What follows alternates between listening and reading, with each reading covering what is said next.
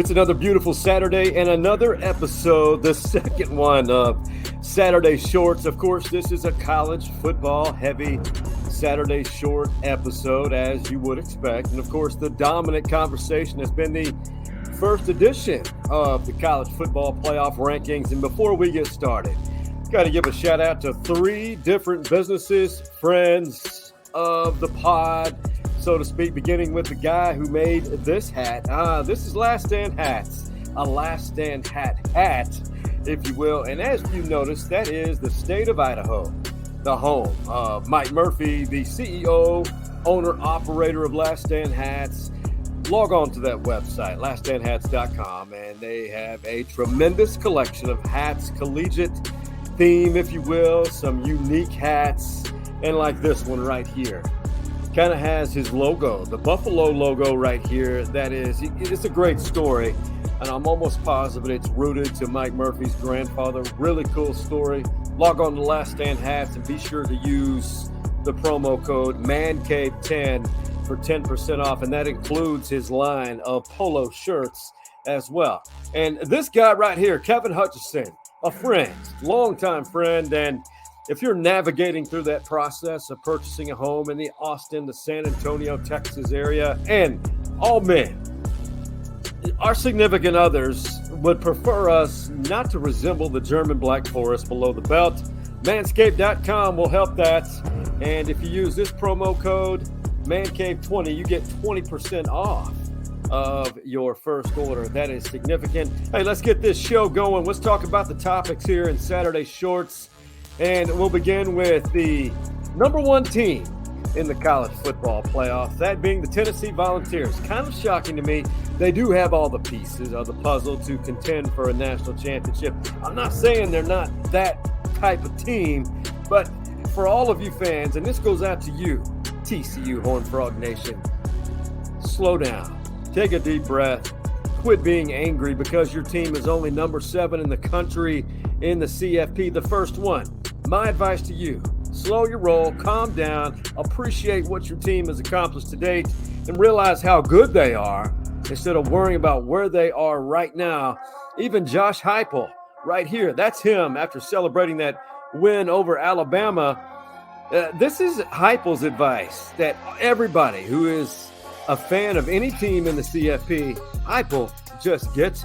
But the reality is that's the first show, first rankings. Everybody remembers what you do in November. The only one that matters is the last one. Yeah, the last one in January. So just get behind your team. Quit bitching and complaining that your team is not where you think they should be. Just win. Now, Tennessee has a big test at number 3, Georgia, the defending national champion in Athens, Georgia. Between the hedges, I've been there. And that's where Mike Gundy in 2007, after when he had Des Bryant as a freshman, they were trying to build that program. UGA, behind Matt Stafford, beat Oklahoma State that night. And after the game, Mike Gundy simply said, we're not ready for the big show yet. Well, Tennessee, they are at the big show. But I don't think they're ready for this because home field advantage is a significant factor. Just ask Joel Klatt. Love the guy, respect him, love his takes. This is a valid point. When you get up into the top 15 and you start seeing the best teams in the country, they're almost unbeatable at home.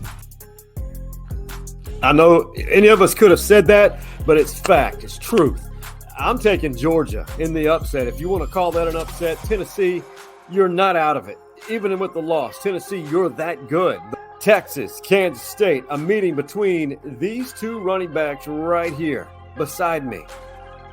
Bijan Robinson, yes, and Deuce Vaughn. Deuce Vaughn, two of the best running backs in the country, hands down. They've combined for over 1,800 yards rushing and 16 touchdowns rushing. Two of the best backs, two Heisman Trophy candidates. Well, if you want to go by stats, since the inception of the Big 12, last check, Texas 12-10 versus Kansas State. But listen to this, 3-7, only 3 wins against Kansas State in Manhattan, the Little Apple, as they like to call it. for Kansas State. Which QB1, well, which QB will be QB1?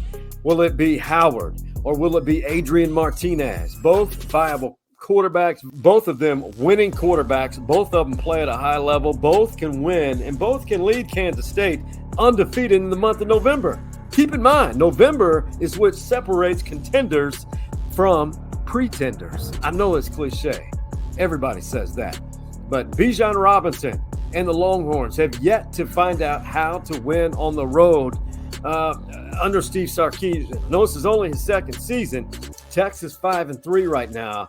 But if they win out in the month of November, a November 2, remember, it all starts tonight for every team. Today, actually.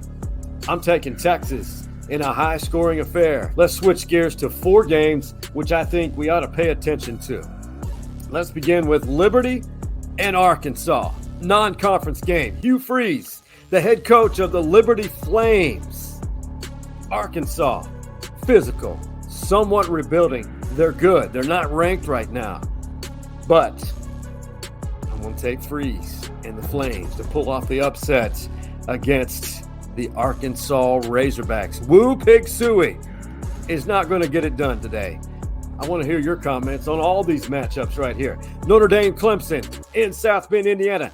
Clemson should boat race the Fighting Irish, but if it's cooler temperatures, South Bend, Clemson is the better team. Notre Dame, Fighting Irish, get their signature win over Clemson today. Baylor, Oklahoma, what are you thinking? I know you're saying, Clinch, come on. How is that a game that should even be mentioned? Well, it is. We're in Big 12 country. Baylor, David Aranda's Bears are playing phenomenal football. They're peaking at the right time in November. Oklahoma, Brent Venables, not a good start. They had a great start. Then they had injuries, and Texas shut them out 49-0. Now they have Dylan Gabriel back a second week. Oklahoma riding momentum. Oklahoma gets it done. The prestige, the mystique of playing in Norman, Oklahoma at Gaylord Memorial Stadium. Boomer Sooner today over the Baylor Bears. And the big one, Alabama, LSU, Baton Rouge. Nick Saban, I'm sorry, my friend. You are the better team. LSU Tigers, get it done. The upset. The SEC is absolutely nuts today. November, big games, one after the other. So that's another reason. Don't worry about where your team is right now. All the chips are falling into place if you just win. That's all you got to do, be in the top 4. And soon we will have a college football playoff with an expanded edition. More teams. All right, let's close this thing out with baseball. Yes, Astros, Phillies, Game 6, Thursday night. Gritty, tough, strong-willed, strong-minded, good pitching, good hitting by the Phillies. The Astros are headed back to H-Town tonight for Game 6. The Astros won in Philly 3-2 to take a 3-2 lead. Phillies now on the ropes. A lot of hatred in this series between the fans. Philly fans are strong. They like to talk a lot of smack. Mattress Mac got into it. But speaking of Mattress Mac and the Stros, done.